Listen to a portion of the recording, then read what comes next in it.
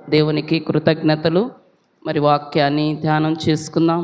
మరి దేవుడు ప్రేరేపించిన వాక్యం, ఇది నా వాక్యాంశం ఏమిటంటే, మనం దేవునిలో జీవిస్తూ కూడా తప్పిపోతూ ఉంటాము. దేవుని మార్గం నుంచి మనం తప్పిపోతూ ఉంటాము. నువ్వు ఎక్కడ తప్పిపోయావు? ఏ విషయాల్లో మనం తప్పిపోతున్నాము? ఎందుకంటే బైబిల్ గ్రంథంలో భక్తులు ఏ విధంగా దేవుని శక్తిని పొందుకొని దేవునిలో జీవిస్తూ మరలా ఆ మార్గం నుంచి తప్పిపోయి అనేక శోధనలకు గురి అయ్యారో, మనము కూడా అలా కాకూడదని, అలా దేవుని మార్గం నుంచి తప్పిపోకూడదని పరిశుద్ధ ఆత్మదేవుడు ఈ దినాన మనతో మాట్లాడబోతున్నాడు. కనుక నీవు ఎక్కడ తప్పిపోయావు మనల్ని హెచ్చరిక చేస్తూ ఉన్నది దేవుని వాక్యం. ఎందుకంటే మనల్ని మనం సరి చేసుకోవాలని చిన్న ప్రార్థన చేసుకుందాం. స్తోత్రమునైనా పరిశుద్ధుడా, ప్రేమగల తండ్రి, మీ కొందనాలు.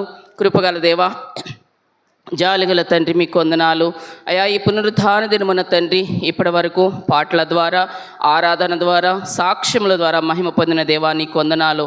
మీ వాక్యాన్ని ఇప్పుడు మేము ధ్యానించుకోబోచుండగా, నేనైతే దీనురాలను, అల్పురాలను, ఎందుకు పనికిరాని దాన్న ప్రభా, నీవు ఆజ్ఞ ఇచ్చినట్లుగా నీవు నిలవబడి నీ నోటిని నింపుతానన్నావు. విశ్వాసముతో ప్రభా నీ పాదాల చెంత నేను నిలవబడి ఉన్నాను ఆయన. అయా నా తండ్రి, మా మానవ స్వరాన్ని మరుగుపరచండి. పరిశుద్ధాత్మ శక్తితో మా నోటి బూరగా ఉండి నాయన, ఈ వాక్యంలో ఉన్న గూఢమైన మర్మాలను మీరు మాతో మాట్లాడి మీరు మహిమ పొందుకోమని, దుష్టునికి అపజయము మీకు విజయము కలుగునుగాక సహాయము చేసి వినుచున్న వాక్యము నా తండ్రి, విన్న బిడ్డల మా అందరికీ కూడా వినగలిగిన చెవులను, గ్రహించగలిగిన మనస్సును మీరు అనుగ్రహించి మహిమ పొందుకోమని యేసు నామములో అడుగుచున్నాము తండ్రి. Amen, amen, amen. దేవుని వాక్యము, నీవు ఎక్కడ తప్పిపోయావు? మొదటిగా తండ్రిని విడచి తప్పిపోయిన కుమారుడు. ఆ కథ అంతా మనకు తెలుసు. లూకా సువార్త 15వ అధ్యాయము 11 నుంచి 32 వచనాలు. అంటే మరి ఇప్పుడు అదంతా చదవటం కాదు, కానీ క్లుప్తంగా ఆ వాక్య మర్మాన్ని నేను తెలియపరుస్తాను. ఎందుకంటే తండ్రిని విడిచి తప్పిపోయిన కుమారుడు. మరి తండ్రి ఎంతో ఆస్తి కలిగిన వాడు. ఆయనకి 2 కుమారులు ఉన్నారు. అయితే ఓ చిన్న కుమారుడు వ్యసనాలకు బానిస అయిపోయి, ఎందుకంటే తండ్రి దగ్గర ఉన్నంతకాలం చాలా బాగానే ఉన్నాడు, చక్కగా ఉన్నాడు, సంతోషంగా ఉన్నాడు. అతనికి ఏం కలుగ చేసింది అపవాది? లోకాశలు, నేత్రాశ, శరీరాశ, జీవపడమం, ఇవన్నీ కలుగ చేసి ఏమంటా ఉన్నాడు? నాకు అవసరం లేదయ్యా, నా రావాల్సిన వాటా నాకు ఇచ్చేసేయి, మా అన్నదమ్ములు ఇద్దరం ఉన్నాం కదా, నా వాటా ఏదో నాకు ఇచ్చేసేయి అని చెప్పి తండ్రిని బలవంత పెట్టి తనకు రావాల్సిన ఆస్తి అంతా తీసుకొని వెళ్ళిపోయి దుర్వ్యాపారం చేస్తూ అనేక వ్యసనాలకు బానిసై, ఒక పాపం కాదండి, చేయని పాపం లేదు, భయంకరంగా ధనం ఉన్నంత వరకు తిరిగాడు లోకంలో. దేవుని సన్నిధి, మరి తండ్రి వద్ద నుంచి బయటికి వెళ్ళిపోయాడు, పక్కకు తప్పిపోయి అంతా తిరిగిన తర్వాత తండ్రి విలువ తెలిసింది. ఇక అయితే తినటానికి ఆహారం కూడా లేని పరిస్థితి. మన దగ్గర అన్నీ ఉంటే అందరూ వస్తారు, కానీ ఏమీ లేని స్థితిలో ఎవరు మన దగ్గరికి రారు. ఎందుకంటే మరి ధనం ఉంటే వస్తారు, అన్నీ ఉంటే వస్తారు. ఏమి లేనప్పుడు మేము వెళ్తే మమ్మల్ని ఎక్కడ అడుగుతారు. అలాగే ఆ చిన్న కుమారుడి దగ్గర కూడా ధనం ఉన్నంత వరకు కూడా అందరూ అనుభవించారు, ఫ్రెండ్స్ ఉన్నారు, అంతా ఉంది. ఆయన కూడా కావలసినంత మేరకు భయంకర పాపములో జీవించాడు. చివరికి ధనమంతా అయిపోయిన తర్వాత ఆ పందులను మేపటానికి అక్కడ ఒక పనివాడిగా చేరినప్పుడు కనీసం ఆకలి అయిపోతూ ఉంది. ఆ పొట్టైనా తినాలనుకున్నా, కానీ అక్కడ ఎంతో భయంకర స్థితిలో ఉన్నప్పుడు ఎవరికి జ్ఞాపకం వచ్చారు? తండ్రి జ్ఞాపకం వచ్చాడు. అయ్యో, నా తండ్రి దగ్గర నేను ఇక్కడ పనివాడిగా చేస్తూ ఉన్నాను, నా తండ్రి దగ్గర ఎంతోమంది పనివాళ్ళు ఉన్నారు, కానీ కుమారుడిగా నేను నా తండ్రి దగ్గరికి వెళ్ళటానికి నేను అర్హుడను కాను, ఎందుకంటే కోల్పోయాను ఆ శక్తిని నేను. అయితే కనీసము నా తండ్రి దగ్గరికి వెళ్ళి ఒక పనివానిగా నన్ను పెట్టుకో నా తండ్రి అని అడుగుదామని చెప్పి మనసులో ఆలోచన చేసుకున్నాడంట. అప్పటికేమైంది? అతనికి కనువిప్పు కలిగింది. మొదటగా ఏం చేశాడు? తండ్రి ఎంతో చక్కగా మంచిగా మరి పెంచుతూ ఉంటే అది నచ్చలేదు. మనం కూడా దేవుని సన్నిధిలో దేవుడు ఎంతో ప్రేమతో మనల్ని ఆదరిస్తూ, మనకు సహాయం చేస్తూ, మనల్ని పోషిస్తూ, మనల్ని నడిపిస్తూ, మన అవసరాలను బట్టి మనకు తీరుస్తూ, ఎంతో క్షేమ స్థితిని మనకు దేవుడు కలుగజేస్తూ ఉంటే మనం ఏం చేస్తూ ఉన్నాము? ఈ లోకాశల్లో పడిపోయి ఈ మందిరం నుంచి, దేవుని సన్నిధి నుంచి పక్కకు తొలగిపోతూ ఉన్నారు. పక్కకు తొలగిపోయి ఎంతకాలం అండి? ఈ తప్పిపోయిన కుమారుడు ఎంతకాలం జీవించగలిగాడు ఆ లోకంలో? కొంతకాలం మాత్రమే. తర్వాత ఏం గ్రహించాడు? అయ్యో ఇది వ్యర్థమైన జీవితమే ఇదంతా కూడా అని చెప్పేసేసి ఆస్తి అంతా పోయాక, అలాగే మనము కూడా మన జీవితాల్లో నీ వయస్సు ఉన్నంత వరకే నీ పాపపు జీవితం, చాలామంది వయస్సును బట్టి అతిశయించేవారు ఉన్నారు, ధనాన్ని బట్టి అతిశయించేవారు ఉన్నారు, భయంకర పాపాలకు లోనైపోతా ఉన్నారు. ఈ రోజుల్లో చూసినట్లయితే ఆ పాపాలకు లోనైపోయి దేవుని కృపను కోల్పోతా ఉన్నారు. దేవుణ్ణి ఎరిగిన వారే ఈ తండ్రి వద్ద ఎంతో క్షేమంగా ఉన్న కుమారుడు మరి నా ఆస్తి నాకు ఇచ్చేసి నాకు అవసరం లేదని చెప్పేసి ఆ నేత్రాశకి, ఆ పాపపు ఆశలకు లోనైపోయి ఆస్తి అంతా తీసుకున్నాడు. పాపాన్ని అనుభవించితే పాపానికి జీతం ఏంటండి? మరణము. అయితే ఆ మరణ స్థితి దాకా ఇక తినటానికి ఆహారం లేదు. ఆ భయంకర స్థితికి వచ్చినప్పుడు మరలా తండ్రి గుర్తొచ్చాడు. మన జీవితాల్లో కూడా అంతే. దేవుడు అన్నీ ఇస్తున్నప్పుడు దేవుని సన్నిధికి రాము, ఇంకేముందిలే అన్నట్టుగా ఉండి నీకు ఆ క్షేమస్థితి పక్కకి వెళ్ళిపోయిన తర్వాత నీ క్షేమస్థితి కోల్పోయి నీకే సహాయం లేని సమయంలో, నిన్నెవరు ఆదరించేవారు లేని సమయంలో, మరి ఆ భయంకర స్థితిలో అప్పుడు ఎవరు గుర్తుకొస్తారు? మళ్ళా దేవుడు గుర్తొస్తాడు. ఈ రోజుల్లో అలాగనే ఉంది. అంతా బాగుంటే దేవుని సన్నిధికి రారండి, అంత సంతోషంగా ఉంటే దేవుడు గుర్తురాడు. బాధల్లో వేదనలో దేవుని సన్నిధికి వస్తారు. అయ్యా నాకు సహాయం చేయండి, మా కొరకు గట్టిగా ప్రార్థన చేయండి. దేవుడు అంతా చులకనగా కనపడుతున్నాడా మన జీవితాలకు? ఆయన ఒక్క క్షణం మనల్ని విడిస్తే మనం ఏమైపోతామో జ్ఞాపకం చేసుకొని. ఎందుకంటే ఈ రోజుల్లో అనేకులు దేవుని నుంచి తప్పిపోయేవారిగా ఉంచున్నారు. అందుకే దేవుడు, పరిశుద్ధాత్మ దేవుడు ఇది నాన్న మనతో మాట్లాడుతూ ఉన్నాడు. నువ్వు దేవునిలో జీవిస్తున్నావు కానీ దేవుని సన్నిధి నుంచి తప్పిపోయేవాడిగా ఉంటున్నావు. సరి చేసుకో నీ ప్రవర్తనని దేవుడు హెచ్చరిక చేస్తూ ఉన్నాడు. ఎందుకంటే ఆ తండ్రిని కాదని వెళ్ళిపోయాడు, తర్వాత పశ్చాత్తాపడ్డాడు. మనకు కూడా మరి ప్రతి ఒక్క విషయంలో కూడా మనం ప్రార్థన పరకు ఉన్నప్పుడు మనం తప్పిపోయేవారిగా ఉండము, దేవుణ్ణి అనుసరించి జీవించాలా. కనుక అతి రీతిగా మరి అన్నీ ఉంటే అందరూ వస్తారు, కానీ ఏమి లేనప్పుడు మన దగ్గరికి ఎవరు? మనం చూస్తూనే ఉన్నాం లోకంలో, డబ్బులుంటే నీ అంతటి వాళ్ళు లేడంటారు, డబ్బులు ఏమి లేకపోతే ఏమోలే వాళ్ళ సంగతి మనకెందుకని పక్కకు వెళ్ళిపోయేవారిగా ఉంటారు. ధనము నీకుంటే అందరూ వస్తారు, దరిద్రుడవైతే దరికెవ్వరు రారు. ధనము నీకుంటే అందరూ వస్తారు, దరిద్రుడవైతే దరికెవ్వరు రారు. ఎవరిని నమ్మినా ఫలితం లేదురా, యేసుని నమ్మితే మోక్షముందిరా. యేసుని నమ్మితే మోక్షముందిరా. ఎవరికి ఎవరు ఈ లోకంలో, చివరికి యేసే పరలోకంలో.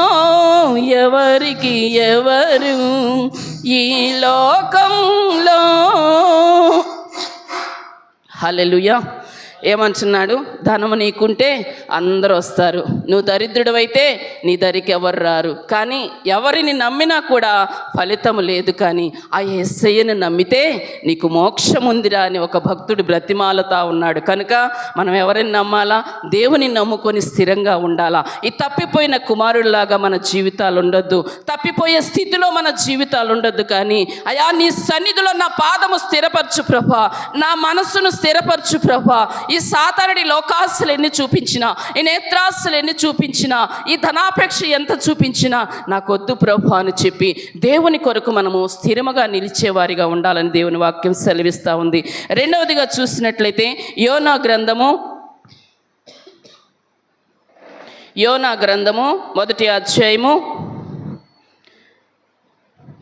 రెండవదిగా దేవుని ఆజ్ఞను మీరి తప్పిపోయిన యోనా గ్రంథము 1వ అధ్యాయము 3 నుంచి 17 వచనాలు కూడా నేను సారాంశం చెప్తాను. ఎందుకంటే మరి సమయము మనము వ్యర్థంగా ఇది చేయకుండా వాక్య సారాంశము దేవుని ఆత్మ ద్వారా బోధించాలని ఇష్టపడతా ఉన్నాను. ఎందుకంటే యోనా మరి దేవుని ఆజ్ఞను మీరి తప్పిపోయాడు దేవుని మార్గం నుంచి. అయితే ఇక్కడ ఏం జరిగిందంటే దేవుడు ఎంతో కృపనిచ్చాడు యోనాకు. అయితే ఆయన పనివాడిగా ఎన్నుకున్నాడు. ఆ నినివే మహాపట్టణము భయంకర పాపము చేత నశించిపోతుంది యోనా, నువ్వు వెళ్ళి ఆ నినివే ప్రాంతానికి ప్రకటన చెయ్యి. ఎందుకంటే మీరు కానీ మార్పు చెందకపోతే, మీరు కానీ మీ జీవితాలు మార్చుకోకపోతే మరి దేవుడు ఇదంతా నశింప చేయబోతా ఉన్నాడు అని చెప్పి వారికి నువ్వు ప్రకటన చెయ్యి. ఒకవేళ ఆ ప్రకటన బట్టి అయినా వారికి భయము కలిగి దేవుని వైపు తిరుగుతారని చెప్పి యోనాని నినివే పట్టణానికి వెళ్ళమన్నప్పుడు ఆయన ఎక్కడికి వెళ్ళాలి? నినివే పట్టణానికే వెళ్ళాలి. దేవుని ఆజ్ఞయించి నువ్వు నినివే పట్టణానికి వెళ్ళు, అక్కడికి వెళ్ళి నా ప్రజలకు ప్రకటన చెయ్యి, వాళ్ళు భయంకర స్థితిలో ఉన్నారు కనుక నువ్వు వెళ్ళి హెచ్చరికలు చెయ్యి యోనా అని చెప్పినప్పుడు యోనా ఏం చేశాడు? భలేవాడే అనుకొని తర్షీష్కి వెళ్ళి ఓడెక్కి కూర్చున్నాడంట. నినివేకి వెళ్ళమంటే వేరే ప్రాంతానికి తర్షీష్కి వెళ్ళి ఓడెక్కి కూర్చున్నప్పుడు దేవుని విషయంలో మనం ఎక్కడ కూడా తప్పించుకోలేము. ఈయన తప్పించుకొని వెళ్ళాలనుకున్నాడు యోనా. దేవుడు చూస్తున్నాడు అంటే నేను ఏ ఓడెక్కింది అనుకున్నాడు. మనం కూడా మన జీవితాల్లో అంతే అనుకుంటాం. యేసయ్య చూస్తున్నాడా నేను చేసే పాపం? నేను ఎవరినన్నా చూస్తే యేసయ్య చూస్తున్నాడా? ఎవరినన్నా దూషణ చేస్తే యేసయ్య చూస్తున్నాడా అనుకుంటున్నావేమో. మనుష్యులు చూడకపోయినా దేవుడు చూచుచున్న దేవుడు కనుక ఇక్కడ యోనా కూడా అనుకున్నాడు, ఏమైందిలే ఆయన అక్కడికి వెళ్ళమన్నా నేనేం పోనులే అని చెప్పి తర్షీష్కి వెళ్ళి ఓడెక్కినప్పుడు అక్కడ ఏం కలిగింది? కదులుతుందా ఓడ? కదలదు. అయితే భయంకరమైన ఆ సముద్రంలో ఉపద్రవం కలుగ చేశాడు దేవుడు. ఏ విధంగా అయినా ఆయన ఎక్కడికి చేర్చాలో అక్కడికి చేరుస్తాడు ఆయన. నువ్వైనా నేనైనా అనేక ఆలోచనలు చేసినప్పుడు నీ ఆలోచన నా ఆలోచన కాదు, కానీ నీ పట్ల నా పట్ల దేవుడు ఏది చేయాలో అదే చేస్తాడు. ఎక్కడికి నడిపించాలో అక్కడికే నడిపిస్తాడు. మనం అనుకుంటాం అసలు ఊహించని కార్యాలు దేవుడు జరిగిస్తాడు. అలాగే యోనా విషయంలో కూడా మరి ఆ తర్షీష్కి వెళ్ళి ఓడ ఎక్కినప్పుడు దేవుడు ఊరుకోలేదు. ఒక మత్స్యాన్ని ఒక ఆయుధంగా ఉపయోగించుకుని, నిజంగా బైబిల్ గ్రంథంలో మరి జంతువులు దేవుని పనికి ఉపయోగపడినాయి, చాప మరి దేవుని పనికి ఉపయోగపడింది, పక్షులు దేవుని పనికి ఒక సాధనాలుగా ఉపయోగపడినాయి. కానీ అన్నీ ఉన్న మనం మాత్రం దేవునికి ఉపయోగపడట్లా. ఏందిలే ఆయన పని చేసేది, ఏముందిలే ఆయన మందిరానికి వెళ్ళేది. నిర్లక్ష్యం మన జీవితాలలో. ఇక్కడ ఒక మత్స్యము దేవుని పనికి ఎంతగానో ఉపయోగపడినట్లుగా చూస్తూ ఉన్నాం. మరి మత్స్యం ఏమైనా మాట్లాడిద్దా? కానీ అన్నీ కూడా దాన్ని బట్టి దేవునికి లోబడినట్లుగా బైబిల్ గ్రంథంలో మనం చూస్తున్నాం. కానీ మనం లోబడట్లా. అనేక మార్లు దేవుడు మనకి హెచ్చరిక చేస్తూ ఉన్నాడు. నా కుమారుడా, నా కుమారి, నీ పాపాన్ని మానో, నీ క్రియలు మానుకో, నువ్వు సరి చేసుకో, ఇక సమయం లేదు, ఇక ఆయన రాబోతున్నాడు, ఇక ఇది దిద్దుబాటే నీ సిద్ధపాటు. ఏంటంట? మన దిద్దుబాటే, మన దిద్దుకోవటమే ఆయన కొరకు మనం ఎదురు చూసే సిద్ధపాటు. కనుక సిద్ధపాటు కలిగిన జీవితాలు ఉండాలి. కానీ ఆ మత్స్యాన్ని మరి ఉపయోగించినప్పుడు మరి ఆ మత్స్యం మరి అక్కడ భయంకరమైన తుఫాను చెలరేగినప్పుడు అందరూ భయపడిపోతూ ఉన్నారు. ఇది ఎందువలన కలిగింది ఎవరి వలన అనుకుంటున్నప్పుడు మరి చీట్లు వేస్తూ ఉన్నారు. మరి అయితే చీట్లు వేసినప్పుడు యోనా ఏం చేశాడు? ఎక్కినోడు ఏమైనా మామూలుగా కూర్చున్నాడా? ఆ ఓడ అడుగు భాగానికి వెళ్ళి చక్కగా నిద్రపోతా ఉన్నాడు. ఈ నిద్రపోతా అని చెప్పి ఆ ఓడ యజమాని కిందకు వచ్చాడు. చీట్లు వేసినప్పుడు యోనా పేరు వచ్చిందంటండి. యోనా పేరు రాగానే ఇక వచ్చి వీళ్ళందరూ కూడా మరి అందరూ ఒకే దేవుణ్ణి పూజించేవారు ఉండరు కదా, అందరూ కలిసి భయపడిపోయి ఎవరి దేవతలను వాళ్ళు ప్రార్థన చేసుకోండి, అది ఇది ఎవరిని వల్ల కలిగిందో ఎందువలన కలిగిందో అని చీట్లు వేసినప్పుడు యోనా పేరు వచ్చినప్పుడు ఆయన దగ్గరకు వచ్చి ఈ నిద్రపోతా నువ్వేం చేస్తున్నావు అని చెప్పి ఇది ఎందువలన కలిగిందంటే అప్పుడు ఏమంటున్నాడు? పాపం ఒప్పుకుంటున్నాడు. నిజమే, నేను నా దేవుడు నినివే పట్టణానికి వెళ్ళమన్నప్పుడు నేను ఈ తర్షీష్కి వెళ్ళి ఓడెక్కి కూర్చున్నాను, నా అందువల్ల నన్ను బట్టే ఈ ఉపద్రవము కనుక నన్ను ఎత్తి దీనిలో పడేయమన్నాడు.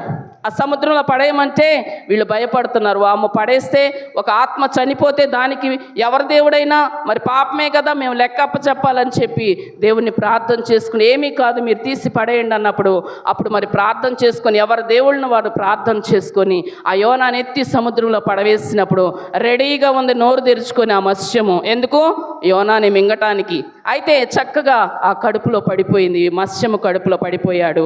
పడిపోయినప్పుడు కలిగిందంటే ఈయనకి పశ్చాత్తాపం. మామూలుగా పశ్చాత్తాపం కలగల ఆయనకి. ఎవరికైనా శోధన వస్తేనే పశ్చాత్తాపం వస్తుంది, శ్రమ కలిగితేనే దేవుని వైపు తిరుగుతాడు. అందుకే శ్రమ కలగాలి ప్రతి ఒక్కళ్ళ జీవితంలో కూడా.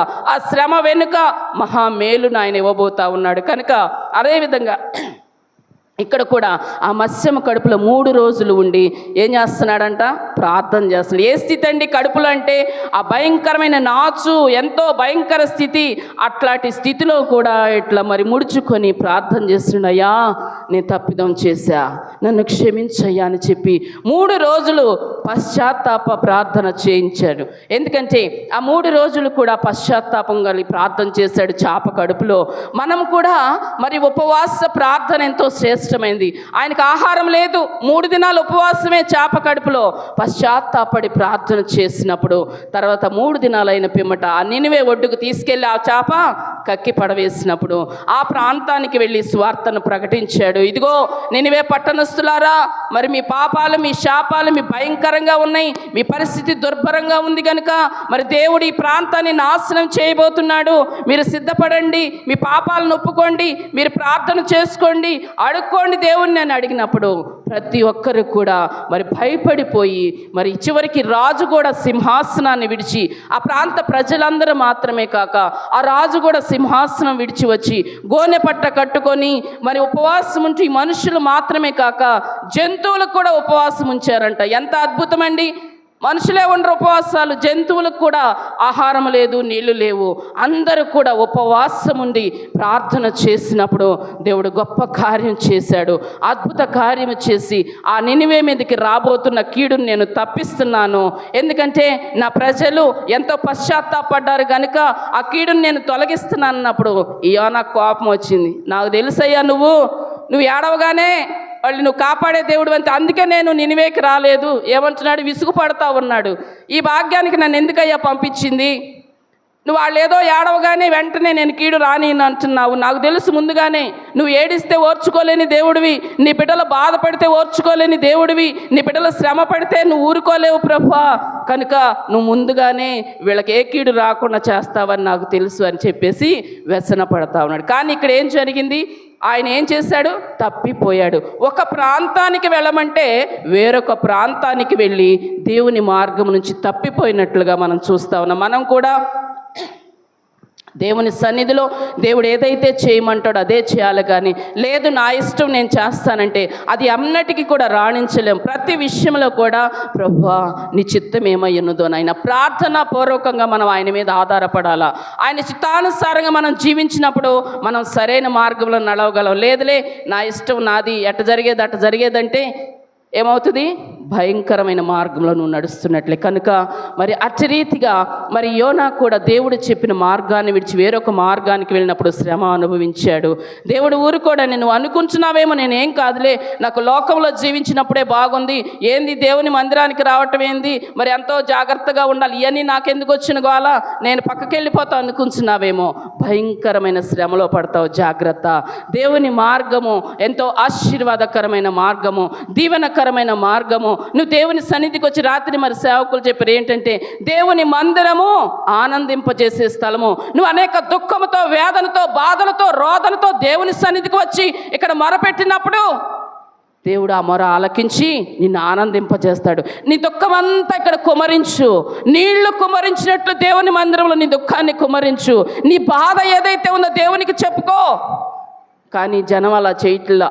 దుఃఖము బాధ కలగగానే ఇరుగు పొరుగు వారికి చెప్పుకోవటం, ఇంటిలోనే ఉండి ప్రార్థనలకు రాకుండా ఏమొస్తాంలేండి, మాకు కొంచెం బాధలు వచ్చినాయి, మాకు శ్రమలు వచ్చినాయి, కానీ ఇంటిలో ఉంటే నీ బాధ తొలగిపోదు. కానీ నీ బాధ తీర్చే దేవుడు, నీ శ్రమను తొలగించే దేవుడు, నీకు సహాయము చేసే దేవుడు ఆ యేసయ్య మాత్రమే. కనుక దేవుని మందిరానికి వచ్చి నువ్వు ప్రార్థన చేసినప్పుడు ఆయన నిన్ను ఆనందింపచేస్తాడు. అలాగే దేవుడు ఏదైతే చేయమంటాడో అది చేసేవారిగా మనం ఉండాలా, తప్పిపోయేవారిగా మనం ఉండకూడదని దేవుని వాక్యం సెలవిస్తూ ఉంది. మూడవదిగా చూసినట్లయితే శరీరేచ్ఛలకు చోటిచ్చి తప్పిపోయిన వారు బైబిల్ గ్రంథంలో ఉన్నారు. న్యాయాధిపతుల గ్రంథము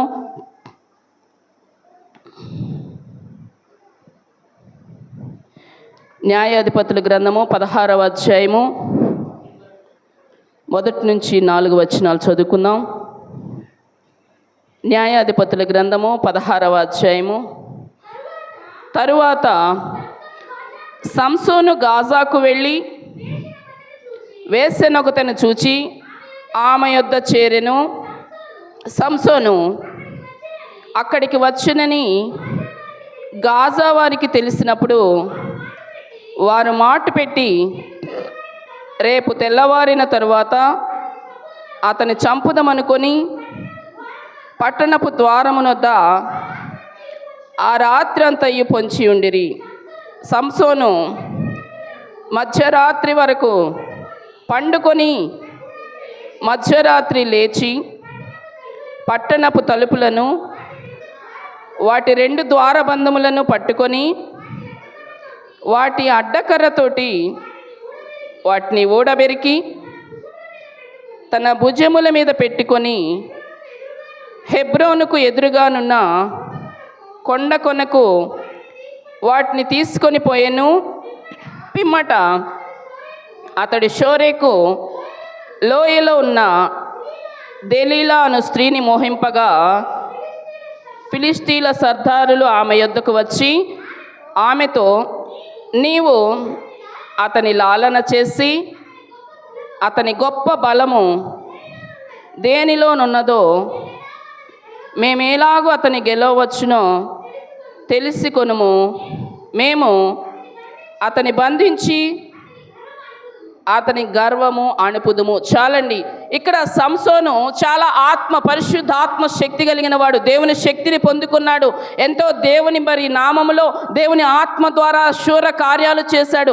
సింహాన్ని చీల్చివేశాడు. ఎంతో గొప్ప శక్తిని దేవుడు ఆ సంసోనికి ఇచ్చాడు. కానీ ఏం చేశాడు? చివరికి ఏ వ్యామోహములో పడిపోయి తప్పిపోయాడండి? స్త్రీ వ్యామోహములో పడి, ఒక స్త్రీని చూడగానే ఆ వ్యామోహంలో పడిపోయి మోహించాడంట. మోహించగానే ఇతను అప్పటి వరకు ఎవరికి తల యొగ్గని వాడు, ఎవరి ముందు తల వంచని వాడు, ఎంతో శక్తి కలిగిన వాడు, దేవుని శక్తితో నడుస్తున్న వ్యక్తి ఎప్పుడైతే ఆ స్త్రీని మోహించాడో, సాతానుడు కూడా మన జీవితాల్లో మన బలహీనత ఏమిటా అని చెప్పి ఆ బలహీనతను పట్టుకొని మనల్ని పక్కకు తప్పించాలని చూస్తుంది దేవుని మార్గం నుంచి. అలాగే సంసోను విషయంలో కూడా చాలా శక్తిమంతుడు. ఈయన ఏ విధంగా ఈ సాతాను ఊబిలోకి లాగాలని చెప్పేసి సాతానుడు పన్నాగాలు వేస్తున్న సమయంలో ఇతని బలహీనత ఏంటంట? స్త్రీ వ్యామోహము. దేవుని వాక్యం సెలవిస్తూ ఉంది, మోహపు చూపే నేరం వ్యభిచారము కన్నా ఘోరమని. కానీ ఈ రోజుల్లో చూసినట్లయితే భయంకరంగా వారి వ్యభిచార క్రియలు ఎక్కువైపోయాయి. మోహపు చూపులు. భార్యలున్నా కూడా భర్తలు చేస్తున్నారు, భర్తలున్నా భార్యలు. ఎంతో భయంకర పాపం. అంత్య దినాల్లో పాపం పెరిగిపోతూ ఉంది. దేవుని వాక్యం తెలిసిన వారు కూడా దేవుడు అంటున్నాడు, వేశ్యకైన పరలోక రాజ్యం అంటున్నాడు. కానీ వేషధారికి లేదంట. వేషధారి అంటే ఒకవైపు దేవుని సన్నిధికి వస్తావు, ఒకవైపు దేవుని మార్గాన్ని అనుసరిస్తావు, ఒకవైపు నువ్వు వ్యభిచార పాపంలో పడిపోతా ఉన్నావు. దేవుడు క్షమించడు, జాగ్రత్త. ఎందుకంటే ఈ సంసోను కూడా ఎంతో శక్తి పొందుకున్నవాడు. దేవుని శక్తిని, అంత శక్తిని కూడా చిన్న పాపము, అది స్త్రీ వ్యామోహముతో ఆ స్త్రీని మోహించాడంట. మోహించగానే ఏమైపోయింది?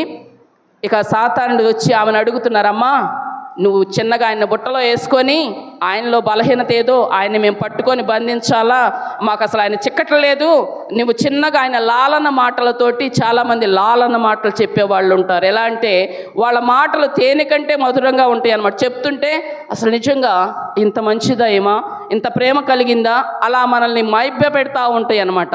అలాగే ఆ లాలన మాటలతో ఏదో ఒక విధంగా ఆయన బుట్టలో వేసుకొని ఆయనకు అంత శక్తి ఎక్కడుందో నువ్వు కనుక్కోమని చెప్పి ఎవరికి చెప్పారు? ఆ వేశ్యకి. ఆ ఎవరినైతే మోహించాడో ఆమెకు చెప్పి వెళ్ళినప్పుడు ఈయనకి ఇదంతా తెలియదు. ఎంతో ఆమె మోహంలో పడిపోయి, ఆమె లాలల మాటల్లో పడిపోయి ఆమె చిన్నగా అడుగుతూ ఉంది, నిజంగా నువ్వు ఇంత శక్తి పొందుకున్నావు కదా, ఇంత శక్తి నీకు ఎక్కడుంది? ఎక్కడ నీ బాడీలో ఏ అవయవంలో ఆ శక్తి దాగి ఉందంటా ఉన్నప్పుడు 2-3 సార్లు మార్పుగా చెప్పాడు. కానీ మరలా అడుగుతూ ఉంది. కానీ అప్పుడు అంటున్నాడు, ఎక్కడుందంట? ఆయన తల వెంట్రుకల్లో ఉందంట ఆ శక్తి. అయితే ఎప్పుడైతే ఆ మాట బయటికి చెప్పాడో వెంటనే ఎవరైతే మాకు చెప్పమ్మా అని అన్నారో వారికి వెంటనే వార్త జారేసింది. వెంటనే ఏం చేశారు? అతని శక్తి పోయేటట్టుగా గుండు తీయించేసి అతని శక్తి కోల్పోయాడు. అసలు ఎంతో భయంకరమైన శక్తి. ఎంతో ఆ శక్తి అందరికీ కూడా రాదు. దేవుని శక్తి, అంత అభిషేకం పొందుకున్న వ్యక్తి చిన్న పాపం దగ్గర దేవుని శక్తిని కోల్పోయాడు. మనకు కూడా దేవుడు ఆయన కృపావరాలు ఇవ్వటానికి, ఆయన పరిశుద్ధాత్మ అభిషేకం ఇవ్వడానికి సిద్ధంగా ఉన్నాడు. అనేకులు ఆత్మను పొందుకుంటున్నారు, దేవుని శక్తిని పొందుకుంటున్నారు. కానీ చిన్న చిన్న పాపాల ద్వారా తప్పిపోతూ ఉన్నారు. అవేంటంట? శరీరేచ్ఛలకు లోనయ్యి. ఎందుకండి శరీరం తుచ్చమైంది, నశించిపోయేది. మహా అయితే ఎంతకాలం బ్రతుకుతాం? అంత ఆరోగ్యంగా ఉన్నప్పుడే మన శరీరము కొద్ది బలహీనత రాగానే మన మనసుకి ఎలా అనిపిస్తూ ఉంటుంది? ఏముందిలే ఈ జీవితం, ఇంకా ఎప్పుడో చనిపోయే వాళ్ళం ఏమవుతుంది ఇవన్నీ ఎందుకు అనిపిస్తుంది అప్పుడు. కానీ అంతా బాగున్నప్పుడు మాత్రం విర్రవీగుతూ ఉంటారు. కానీ నీకు శక్తి ఉన్నప్పుడే నువ్వు దేవుని సన్నిధిలో ఉండాలి. కానీ నీ శక్తిని ఆయా సంసోను కూడా ఆ యవ్వన శక్తిని ఆ స్త్రీ వ్యామోహం ద్వారా కోల్పోయి, మరి ఎందుకంటే దేవుడిచ్చిన ఆత్మశక్తిని కోల్పోయాడు, ఈ శారీర శక్తి కాదు. కానీ అది పొందుకోవటమే ఎంతో గొప్ప ధన్యత. పొందుకున్న దాన్ని కోల్పోతూ ఉన్నారు ఈ రోజుల్లో చూసినట్లయితే. ప్రభువా నీ ఆత్మ నాకు కావాలయ్యా, నీ శక్తి నాకు కావాలయ్యా, నీ అభిషేకం నాకు కావాలయ్యా. ఈ అపవాది ఉంటున్న ఈ సింహాసనం ఉంటున్న ఈ లోకంలో నేను జీవిస్తూ ఉన్నాను ప్రభువా, దాన్ని జయించాలంటే నా శక్తి సరిపోదు ప్రభువా. నీ పరలోకము నుండి వచ్చి నీ అభిషేకము, నీ ప్రార్థనా శక్తి, నీ పరిశుద్ధాత్మ అగ్ని, నీ పరిశుద్ధాత్మ అభిషేకము నాకు కావాలి ప్రభువా అని చెప్పి ప్రార్థన చేసేవారిగా ఉండాలి. అడుగుతున్నారా ఎప్పుడైనా మీ ప్రార్థనలో? ఎందుకంటే చాలామందికి తెలియదు. దేవుడు అంటున్నాడు, అడగమంటున్నాడు, నాకు నీ ఆత్మ కావాలయ్యా అని అడగండి, అడుగు ప్రతివానికి ఇస్తానంటున్నాడు. మనం పొందుకోలేకపోతున్నామంటే మనం అడగట్లేదేమో దేవుని శక్తిని. ఎందుకంటే మనం పొందుకోలేకపోతున్నామంటే ప్రభువా నీ ఆత్మ కావాలయ్యా, నీ అభిషేకం నాకు కావాలయ్యా, నీ పరలోక అభిషేకం కావాలయ్యా. ఈ లోకం ఎంతకాలం ప్రభువా నేను ఎంతకాలం జీవించినా మరి కనుక ఆత్మయే జీవింప చేయుచున్నది. కనుక ఆ ఆత్మ బలంగా ఉండాలి. ఎంత పొందుకున్న తక్కువే దేవుని ఆత్మశక్తి. మనం ఏం కాదులే నేను పరిశుద్ధ ఆత్మను పొందుకుని ఇక చాలు అనుకోదు. ఎంతవరకు అది ఇంత కాదు. కొలత లేని ఆత్మ, అయ్యా నీ కొలత లేని ఆత్మ నాకు కావాలయ్యా. ప్రార్థన చేయాలి. చాలామంది నోరులు తెరవలేని స్థితిలో ఉంచున్నారు. ప్రార్థన అంటే ప్రార్థన చేయాలా, అట్టి శక్తి కొరకు ప్రార్థన చేయాలా. ప్రభువుని అడగండి, ప్రభువా నాకు ప్రార్థన నేర్పయ్యా, ప్రార్థనా శక్తి నాకు కావాలయ్యా, నీ పరలోక అభిషేకం కావాలయ్యా, ప్రార్థనా శక్తి నాకు కావాలయ్యా, నీ పరలోక అభిషేకం కావాలయ్యా, యేసయ్యా కావాలయ్యా, నీ ఆత్మ అభిషేకం కావాలయ్యా, యేసయ్యా కావాలయ్యా, నీ ఆత్మ అభిషేకం కావాలయ్యా, ప్రార్థనా శక్తి నాకు కావాలయ్యా, నీ పరలోక అభిషేకం కావాలయ్యా. హల్లెలూయా. మరి ఈ దినం నుంచి అడుగుతారా, అయ్యా నీ ఆత్మ కావాలి, నాకు నీ అభిషేకం కావాలి. ఆత్మ లేనివాడు నా వాడు కాదంటున్నాడు దేవుడు. అయితే నేను ఆత్మ లేకపోతే ఆయన రాకడ దినాల్లో మనం ఎత్తబడేవారిగా ఉండం, విడువబడతాం. ఎందుకంటే వాక్యం తెలియపరుస్తూ ఉంది, నా మాటలు కాదు. కానీ ఆత్మ లేనివాడు నా వాడు కాదన్నప్పుడు అయ్యో నేను దేవుని ఆత్మను పొందుకోలేకపోయాని, అయ్యా నీ ఆత్మ కావాలి. ఈ రాకడ సూచనలన్నీ చూస్తున్నా, ఒకవేళ ఈ దినమే నీవు వస్తే నేను విడువబడితే నా పరిస్థితి ఏంటి ప్రభా? ఇవన్నీ కూడా వ్యర్థమైనయే కదా నాయన, ఇవన్నీ ఇక్కడ విడిచి వెళ్ళాయే కదా ప్రభా, అది ఇదని చెప్పి వీటి మీద నేను ఆశతో అవసరమైన దాన్ని కోల్పోతున్నానేమో. అయ్యా నీ ఆత్మశక్తి నాకు కావాలి అని చెప్పి మనము దేవుణ్ణి అడిగేవారిగా ఉండాలి. ఇక్కడ సంసోను ఎంతో ఆత్మశక్తిని పొందుకున్నాడు. కానీ సాతాను ప్రలోభాలకు లోనైపోయి ఆ దేవుని తప్పిపోయినట్టుగా చూస్తా ఉన్నాం. జాగ్రత్త గ్రహించుకోవాలి. మనము కూడా దేవునిలో జీవిస్తూ ఉన్నప్పుడు మనం ఒకవేళ తప్పిపోతున్నామా మనకు తెలిసిపోతే దేవుని ఆత్మతో మనకు తెలియపరుస్తూ హెచ్చరికలు చేస్తాడు దేవుడు. నువ్వు దేవుని మార్గంలో జీవిస్తూ ఉన్నప్పుడు ఎంతో ప్రశాంతంగా ఉంటాం. ఏదో ఒక పాపము ఏదో ఒక ఆశలు మనల్ని రేకెత్తించినప్పుడు మనం ఎలా ఉంటుంది, అయ్యో నేను ప్రార్థనకు దూరం అవుతున్నానే, ఒకవేళ నా మనస్సు దేవుని కంటే వేరే వాటి మీద ఎక్కువగా వెళుతున్నప్పుడు అప్పుడు అనిపించింది ఇది తప్పు కదా, దేవుని కంటే దేన్ని కూడా ఎక్కువగా ప్రేమించకూడదు, నేను తప్పిపోతున్నానేమో దేవుని మార్గం నుంచి అని చెప్పి మనము సరి చేసుకోవాలి. ఎందుకంటే ఈ శరీరేచ్ఛ చాలా భయంకరమైనది. ఆ శరీర ఆశలకు లోనైపోవద్దు. శరీరం వ్యర్థమైనది. నీకు శక్తి ఉన్నంత వరకే, ఆ తర్వాత ఎందుకు పనికిరావు నువ్వు. అలాంటి సమయంలో కూడా దేవుడైతే ఎల్లవేళలా ప్రేమ చూపిస్తున్నాడు. కానీ మనమైతే దేవుని సన్నిధికి రాలేని స్థితిలో ఉంటాయి మన జీవితాలు. అన్నీ ఇచ్చి ఆయన దగ్గరకు రాలేకపోతున్నాము. కానీ ఏమి ఇవ్వని లోకం జోలికి పరుగులు ఎత్తుతూ ఉన్నారు జనాలు. లోకాశలు అనేక ఆశల కొరకు పరుగులెత్తుతున్నారు, కానీ దేవుని సన్నిధికి రాలేకపోతా ఉన్నారు. దేవుడు ఎంతగానో దుఃఖపడతాడు కదా. నా బిడ్డలకు నేను అన్నీ అనుగ్రహిస్తే ఒక్క దినము నాకు కానీ ఇవ్వలేకపోతా ఉన్నారు. ఒక్క దినం ఆయనకు కాదండి మనం ఇస్తుంది సమయము, అది గ్రహించుకోవాలి.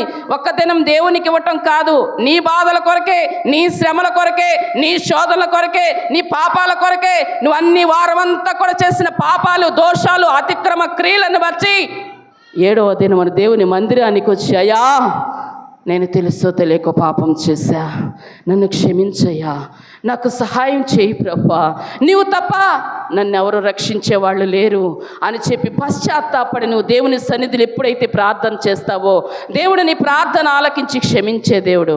అలాగని 6 రోజులు నీ పని చేసుకొని నీ ఇష్టం వచ్చినట్టు తిరిగి నీ పాపపు జీవితం జీవించి 7వ దినాన దేవుని మందిరానికి వచ్చి పాప క్షమాపణ అడిగి ఆ పాపాన్ని విడిచిపెట్టకుండా మరలా లోపల ఉన్న పాపాన్ని లోపలే పెట్టుకొని మరలా చక్కగా ప్రార్థనకు వచ్చాం, వెళ్ళిపోయామంటే ప్రయోజనం లేదు.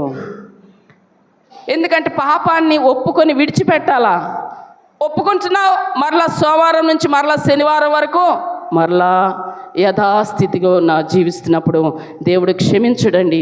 దేవుని ప్రేమ ఎంత గొప్పదో దేవుని ఉగ్రతను కూడా మనము చూడలేము. కనుక దేవుని సన్నిధిలో దేవుని దుఃఖపరిచే వారిగా ఉండొద్దు. కనుక మరి శరీరచులకు చోటిచ్చి తప్పిపోయిన సంసోనులాగా ఉండొద్దని దేవుని వాక్యం సెలవిస్తూ ఉంది. అదేవిధంగా 4వదిగా చూసినట్లయితే ధనమును ఆశించి తప్పిపోయిన గెహజీ. 2వ రాజుల గ్రంథము 5వ అధ్యాయము 2వ రాజుల గ్రంథము 5వ అధ్యాయము 20 నుంచి 27 వచనాలు చదువుకుందాం. అంతటా దైవజనుడైన ఎలీషాకు సేవకుడగు గెహజీ సిరియనుడైన ఈ నయమాను తీసుకొని వచ్చిన వాటిని అంగీకరించుటకు నా యజమానునికి మనస్సు లేకపోయాను, కానీ యెహోవా జీవము తోడు నేను పరుగెత్తుకొని పోయి అతని కలుసుకొని అతని యొద్ద ఏదైనాను తీసుకొందును అనుకొని నయమానును కలుసుకొనుటకై పోవచ్చుండగా నయమాను తన వెనుక నుండి పరుగున వచ్చుచున్న వానిని చూచి తన రథం మీద నుండి దిగి వానిని ఎదుర్కొని క్షేమమా అని అడిగెను.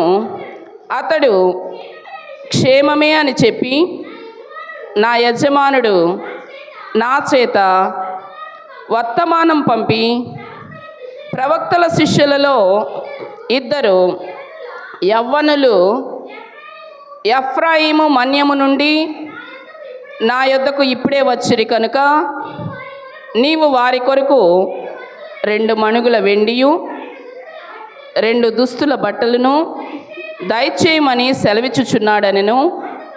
అందుకు నయమాను నీకు అనుకూలమైతే రెట్టింపు వెండి తీసుకొనమని బతిమాలి 2 సంచులలో 4 మణుగుల వెండి కట్టి 2 దుస్తుల బట్టలనిచ్చి తన పనివారిలో 2 మీద వాటిని వేయగా వారు గెహజీ ముందర వాటి మోసుకొని పోయిరి.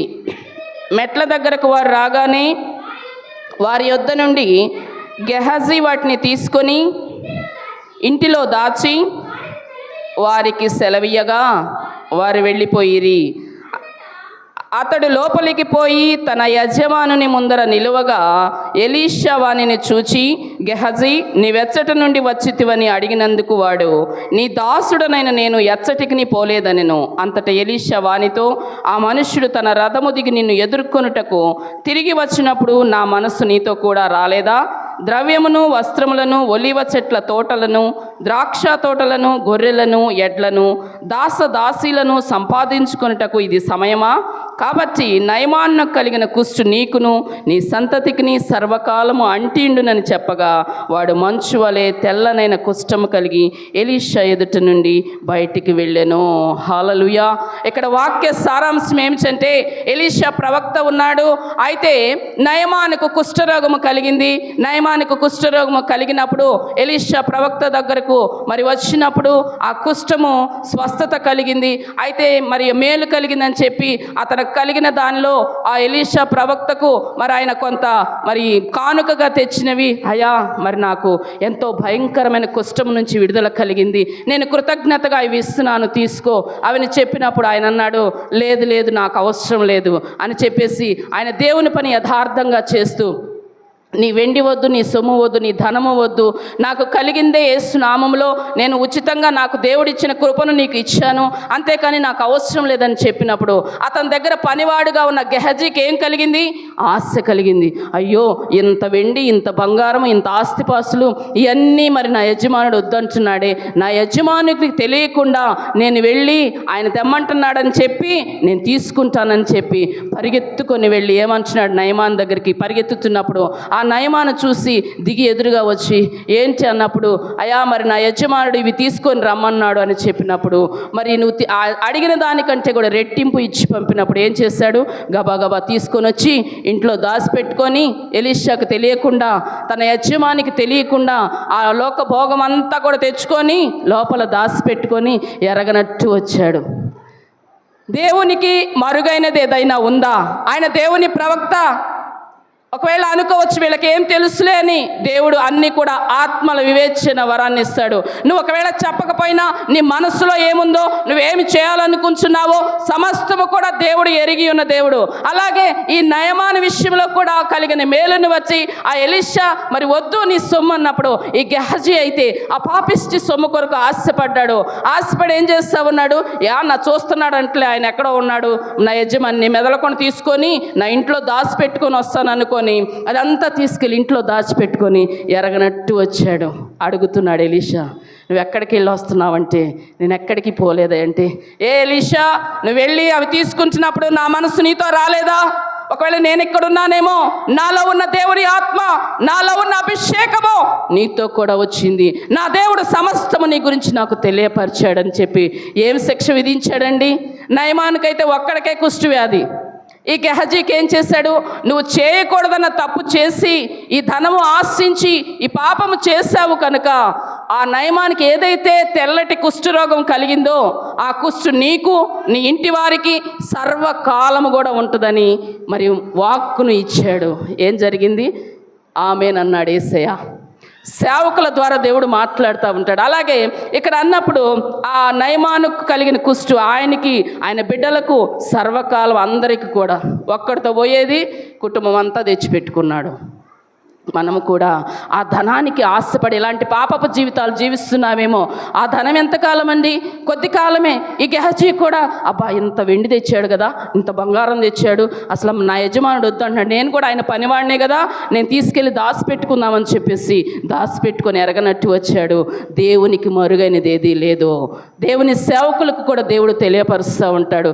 చాలామంది అబద్ధాలు చెప్తూ ఉంటారు దేవుని సన్నిధిలో, వీళ్ళకేం తెలుసులే అని. కానీ దేవుడు మరి యథార్థంగా ప్రార్థన చేస్తూ యథార్థంగా దేవునితో సహవాసం చేస్తున్న సేవకులకు దేవుడు దర్శనమిస్తాడు, దేవుడు వాక్కునిస్తాడు. ఇది ఎలా వీళ్ళకి తెలుసు అనుకుంటారు? అది మానవ శక్తి కాదు, కానీ దేవుని శక్తి మాత్రమే, దేవుని ఆత్మ ద్వారా మాత్రమే. దేవుడు అంటున్నాడు, శక్తి చేత కాదనెనో, బలముతో నిధి కాదనెనో, శక్తి చేత కాదనెనో, బలముతో నిధి కాదనెను, నా ఆత్మ ద్వారా దీన్ని చేతునని యెహోవా సెలవిచ్చెను. నా ఆత్మ ద్వారా దీన్ని చేతునని యెహోవా సెలవిచ్చెను. హల్లెలూయా. ఏమంటున్నాడు? శక్తి చేత కాదు, నీకున్న బలము చేత కాదు, నా ఆత్మ ద్వారానే. సేవకులుగా నిలిచిన మేము కూడా దేవుని నామములో ప్రార్థన చేసినప్పుడు స్వస్థత కార్యాలు జరుగుతున్నాయంటే మా శక్తి కాదు, మా బలము కాదు, ఆయన ఆత్మ ద్వారానే.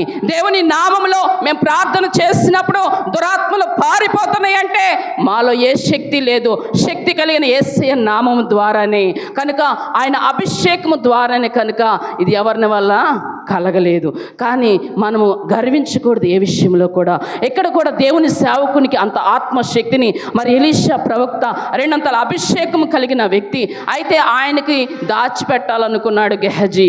దాచుకున్నాడు ఆ ధనాన్ని, మూట కట్టుకొని దాచిపెట్టుకున్నాడు. ఈ లోక ధనం అంట, నా మాటలు కాదు, బైబిల్ గ్రంథం చెప్తా ఉంది. ఈ లోక ధనము దొంగలు దొంగిలిస్తారు, చిమ్మెటలు కొట్టివేస్తాయి, పనికి రాకుండా పోతాయి. కానీ పరలోకములో ధనం అంట చాలా సేఫ్గా ఉంటుందంట. మనం ఏం చేయాలా? పరలోకంలో ధనం సంపాదించుకోవటానికి ప్రయాసపడాలి. మీరు అనుకోవచ్చు, అదేందండి పరలోకంలో మనం పోయి ఎక్కడ ధనం దాచిపెట్టుకుంటామని. ఎలాగో తెలుసా?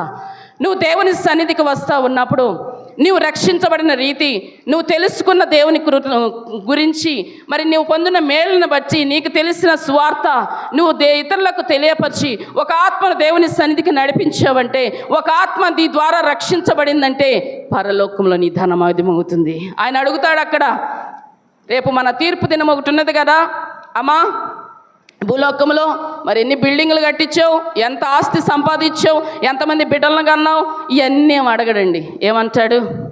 ఎన్ని ఆత్మలను రక్షించావు, నువ్వు తెలుసుకున్నావు కదా దేవుని రక్షణ సువార్త, నీకు తెలిసినది నువ్వు ఎంతమందికి సువార్తను ప్రకటించావు, ఎన్ని ఆత్మలను నువ్వు రక్షించావని అడిగినప్పుడు ఎటు తల వంచి ఉన్నవారిగా ఉంటే ఎందుకు భయంకరం, అవమానకరం మన జీవితం. అయితే అప్పుడు ఏం చేయాలి మనం? అయ్యా ఇదిగో నాకు నువ్వు చూపిన కృపను వచ్చి ఇదిగో ఈ కొన్ని ఆత్మల్ని నీ సన్నిధికి నడిపించానయ్యా, నాకు తెలిసిన మాటలే చెప్పానయ్యా, నీ గురించి ప్రకటించానయ్యా. యేసయ్య గొప్ప కార్యాలు చేసే దేవుడు, యేసయ్య ఏదైనా చేయగలవాడు, ఆయనకు అసాధ్యమైంది ఏమీ లేదు. నువ్వు శ్రమలో ఉన్నా నిన్ను సహాయం చేసే దేవుడు, వారి వర్ణింపలేని మేలులతో నింపే దేవుడు. నేను భయంకర స్థితిలో ఉన్నప్పుడు నా యేసయ్య నన్ను లేవనెత్తాడు, ఆయన లేవనెత్తబట్టి నేను ఈరోజు ఈ రీతిగా ఉన్నానని చెప్పి సాక్ష్యం చెప్పినప్పుడు నీ ద్వారా ఇంకొక ఆత్మ రక్షించబడతా. నిజమేనా? మీ దేవుడు అంత గొప్ప దేవుడా, నమ్మితే ఏదైనా చేస్తాడని చెప్పి మన ద్వారా కొన్ని ఆత్మలు రక్షించబడ్డప్పుడు నీ ధనము పరలోకంలో అధికముగా ఉంటుంది. అంతేకాని ఏమైందిలే, నేను వచ్చాను చాలు, నేను ప్రార్థనకు వచ్చాను చాలు, నేను మేలు పొందుకున్నా చాలు, నేను రక్షణ పొందుకున్నా చాలంటే దేవుడు మెచ్చడండి. ఒక తీర్పు దినం ఉంది, జాగ్రత్త. మనం కూడా మందిరానికి వస్తూ ఉన్నప్పుడు నీకు చేతనైనంత మట్టుకు కొన్ని ఆత్మలకి నీ స్వార్థను ప్రకటించి నీ జీవితంలో ప్రతి ఒక్కళ్ళ జీవితంలో మేలు చేయకుండా ఏదైనా ఉన్నాడా దేవుడు? ప్రతి ఒక్కళ్ళ జీవితంలో ఏదో ఒక మేలు చేశాడు కదా. మా జీవితంలో చేయలేదు అన్నోళ్ళు చేతులు ఎత్తండి. ఇప్పటి వరకు మా జీవితంలో ఏం చేయలేదండి అన్నోళ్ళు చేతులు ఎత్తండి. ఎవ్వరూ లేరు. ప్రతి ఒక్కరి జీవితంలో కూడా ఆయన మేలు చేస్తానే ఉన్నాడు. ఏ మేలైతే నువ్వు పొందుకున్నావో ఆ మేలు గురించి నువ్వు ప్రకటించు. తెలియని వారికి దేవుడు నిజంగా మా గొప్ప కార్యాలు చేసే దేవుడు అని చెప్పి, మనకి భూలోకం శాశ్వతము కాదు, కానీ అసలైన నిత్యరాజ్యం ఉన్నది. అక్కడికి మనం వెళ్ళాలంటే ఈ రీతిగా జీవించాలా, మంచి మార్గాన్ని మనం ఎన్నుకోవాలా అని చెప్పేసి తెలిసిన మాటలు నువ్వు ప్రకటిస్తే నీ ద్వారా కొన్ని ఆత్మలు రక్షించబడితే దేవుడు సన్నిధిలో ఆ దూతలు ఎంతగానో సంతోషిస్తారంట. కనుక అట్టి రీతిగా మనం అట్టి రక్షణ స్వార్థను ప్రకటించే వారిగా ఉండాలా. ఇక్కడ ఎలీషా కూడా యథార్థంగా దేవుని స్వార్థను ప్రకటిస్తూ దేవుని కార్యాలు యథార్థంగా చేస్తూ ఏ ధనాపేక్షకు లోను కాకుండా ఏ లోకాశ్రకు లోను కాకుండా ఆయన అప్పగించిన పని కడముట్టించాలని చెప్పి ఆయన ఎంతగానో ప్రయాసపడుతున్న సమయంలో పనిగాడుగా ఉన్న ఈ గెహజీ ఏం చేశాడు? దురాశ కలిగింది ఆయనకి, ధనాపేక్ష కలిగి వ్యర్థంగా అప్పటి వరకు మంచిగానే ఉన్నాడు. ఆయన భక్తుడు, ఆయన కింద పనిచేస్తూ ఆయన అడుగుజాడలను నడుస్తూ మంచి మార్గంలో నడుస్తున్న వ్యక్తే ధనాపేక్ష కలిగి తప్పిపోయాడు దేవుని మార్గం నుంచి. అయితే మరి ఎంతో భయంకరమైన కుష్టు అతనికి మాత్రమే కాక అతని కుటుంబానికి కూడా భయంకరమైన రోగమును తెచ్చుకున్నాడు. కనుక అట్టి స్థితిలో మనం ఉండకూడదు. మరి ఎందుకంటే అన్నీ వింటున్నాము, కానీ మనల్ని సరిచేసుకునే స్థితిలో మన జీవితాలు ఉండాలి. చివరిగా చూసినట్లయితే మత్తయి సువార్త 26వ అధ్యాయము, మత్తయి సువార్త 24వ అధ్యాయము 14-15 వచనాలు చదువుకుందాం. మత్తయి సువార్త 26వ అధ్యాయము 14-15 వచనాలు. అప్పుడు 12 మందిలో ఒకడగు ఇస్కరియోతు యూదా ప్రధానుల యొద్దకు వెళ్ళి, నేను ఆయనను మీకు అప్పగించిన ఎడల నాకేమి ఇత్తురని వారిని అడిగాను. అందుకు వారు 30 వెండి నాణెములు తూచి వానికి ఇచ్చిరి. ఇక్కడ ఏం జరిగిందంట? వెండి నాణ్యాలకు ఆశించి తప్పిపోయాడు యూదా. దేవుడు ఎంతో ప్రేమతో నమ్మి ఆయన శిష్యుడిగా చేర్చుకున్నాడు యూదాని. 12 మంది శిష్యులు ఉన్నారు యేసు ప్రభు వారికి. అయితే మనం ఎవరినైనా ఇప్పుడు కొంచెం ఫ్రెండ్షిప్ చేస్తున్నామంటే ఎలా? వాళ్ళని నమ్మేగా. మరి నాతో ఎంతో నమ్మకంగా ఉంటుంది నా సహోదరి, నా సహోదరుడు. మరి ఎంతగానో నా బాధలు చెప్పుకున్నా, నా వేదనలు చెప్పుకొని ఏదైనా కూడా మరి ఇతరులకు చెప్పడు. మరి నాకెంతో ఏ సమయంలోనా అండగా ఉంటారని చెప్పి ఒక ఫ్రెండ్షిప్ చేస్తూ ఉంటారు. అలాగే యేసు ప్రభు వారికి కూడా ఈ భూలోకంలో జీవిస్తూ ఉన్నప్పుడు శిష్యులను ఏర్పాటు చేసుకోండి. ఎందుకు ఆయన శిష్యులు? ఆయనకు సహకారం కోసం కాదు, ఆయన సర్వ సృష్టికి వెళ్ళి సకల జనులను శిష్యులుగా చేయటానికి, ఆ స్వార్థను ప్రకటించడానికి. అయ్యో ఎప్పటికైనా మీరు తెలుసుకోకపోతే ఆ భయంకరమైన నరకంలో పడిపోతారు, భయంకరమైన శోధనలు అనుభవిస్తారని చెప్పి స్వార్థను ప్రకటించడానికి శిష్యుల 12 మందిని ఏర్పాటు చేసుకుంటే, ఒక నమ్మకమైన వానిగా పక్కన ఉంటూనే వెన్నుపోటు పొడిసినట్లుగా చూస్తూ ఉన్నాము. ఎందుకంటే ఈ రోజుల్లో కూడా చాలా నమ్మకంగా ఉంటారు, కానీ దేవుని సేవకుల మీద తిరుగుబాటు చేస్తూ ఉంటున్నారు. ఎంతో అది వారికే మరి భయంకరమైన శాపం. ఎందుకంటే దేవుడు అంటున్నాడు, నా సేవకుని జోలికి వస్తే నా కన్నుగుడ్డు ముట్టినట్టే అంటున్నాడు. ఎందుకంటే నీ ఏదున్నా నువ్వు ప్రార్థన చేసుకో. సేవకుడు ఎలాంటి వారైనా, సేవకురాలు ఎలాంటి వారైనా దేవుడు తీర్పు తీరుస్తాడు. కానీ ఇక్కడ మాటలు అక్కడక్కడ మాటలు ఇక్కడ చెప్తూ దేవుని పనికి మరి ఆటంకంగా ఉంటూ నీవు పాపంలో పడిపోతున్నావేమో గుర్తు చేసుకో ఇది నాన్న. అయితే ఇక్కడ ఏం చేశాడు ఈయన? యోధా కూడా మరి చక్కగా దేవుని శిష్యుడిగా ఉంటూనే పోయి లావాదేవీలు మాట్లాడుతున్నాడు. మీరు ఇప్పుడు ఆయన కావాలంటున్నారుగా, నేను ఆయన అప్పగిస్తాను, నాకు ఎంత ఇస్తారు? ఇక్కడ సెటిల్మెంట్ చేస్తూ ఉన్నాడు, వెళ్ళి డబ్బులతో సెటిల్మెంట్, ఆ వెండి నాణ్యాల కోసము. దేవుణ్ణి అడిగితే దేవుడు ఏదైనా ఇవ్వగలడు, కానీ ఆ పాపం వైపు చూశాడు. నేను ఆయన్ని మీకు అప్పగిస్తాను, నేను వెళ్తాను, ఆయన్ని మీకు చూపిస్తానని చెప్పి 30 వెండి నాణ్యాల కోసము ఏం చేశాడు? తప్పిపోయాడు దేవుని మార్గం నుంచి. వెళ్ళేమంటున్నాడు, సరే రండి, నేను ఆయన దగ్గర అక్కడ నేను వెళ్ళి నేను ఎవరినైతే వెళ్ళి ముద్దు పెట్టుకుంటానో ఆయనే, మీరు వచ్చేసి ఆయన ఇక బంధించి తీసుకెళ్ళిపోయి ఇక మీ ఇష్టం వచ్చినట్టు చేసుకోండి. ఎంత భయంకరమండి! దేవుణ్ణి ఎంతో మరి చేశాడు. తర్వాత ఏమైంది? ఆ తర్వాత పశ్చాత్తాపం కలిగి అతనే మరణించాడు. నిజంగా మన జీవితాలుగా మన హృదయము, మనం తప్పు చేస్తూ ఉన్నప్పుడు హృదయం కదిలిస్తూ ఉంటుంది, మనల్ని హెచ్చరిక చేస్తాడు, నువ్వు చేస్తుంది తప్పు. ఆయన దైవ సేవకుని మీద నువ్వు చేస్తున్న ఆరోపణలు తప్పు, లేదా నీకు ఇతరుల మీద నువ్వు చేస్తున్నది తప్పు అని దేవుని ఆత్మ మనల్ని గద్దించినా కూడా మనం ఏం చేస్తాం? వినం. కానీ ఆ పాపానికి తర్వాత ప్రతిఫలం అనుభవిస్తాం. ఈ యోధా కూడా అలాగే పాపం చేశాడు. ఆ వెండి నాణ్యాల కోసం యేసయ్యను అప్పగించి మరి భయంకరమైన మరణం పొందినట్లుగా మనం చూస్తూ ఉన్నాం. ఇది నాన్న దేవుడు మనతో మాట్లాడిన రీతిగా మరి మనం కూడా మన జీవితాలు ఎక్కడ తప్పిపోతున్నాం? ఇక్కడ 5 విషయాల్లో భక్తులు తప్పిపోయినట్లుగా చూసాము. తండ్రిని విడిచి తప్పిపోయిన కుమారుడు తండ్రి దగ్గర ఉన్నంత వరకు క్షేమంగా ఉన్నాడు. ఎప్పుడైతే బయటికి పోయాడో భయంకరమైన దుర్భర పరిస్థితి పట్టింది. అయితే రెండవదిగా మరి దేవుని ఆజ్ఞని మీరి తప్పిపోయిన యోనా, దేవుడు ఒక మార్గంలో వెళ్ళమంటే ఇంకో మార్గానికి వెళ్ళాడు, ఇరుక్కుపోయాడు. కానీ మూడవదిగా శరీరేచ్ఛలకు చోటిచ్చి తప్పిపోయిన సంసోను, దేవుడు ఎంతో గొప్ప శక్తిని ఇచ్చినప్పుడు ఆ శక్తిని మరి ఉపయోగించుకోకుండా వ్యర్థంగా వినియోగించి ఆ శరీరాశికి లోనయ్యి ఆ వ్యభిచారం అనే పాపానికి లోనైపోయి దేవుని శక్తిని కోల్పోయి భయంకర స్థితికి వెళ్ళిపోయినట్లుగా చూస్తూ ఉన్నాము. అంత మాత్రమే కాక ధనమును ఆశించి తప్పిపోయాడు గెహజీ. మనం కూడా ధనం వైపు చూడొద్దండి. ధనం ఇవాళ ఉంటుంది, రేపు పోతుంది. కానీ ఈ రోజుల్లో జనం చూస్తే అంటున్నారు డబ్బులుంటేనే కదా. అవును, డబ్బులుంటేనే. కానీ నువ్వు దేవుని యథార్థంగా జీవించినప్పుడు, నువ్వు యథార్థంగా ప్రార్థన చేయి.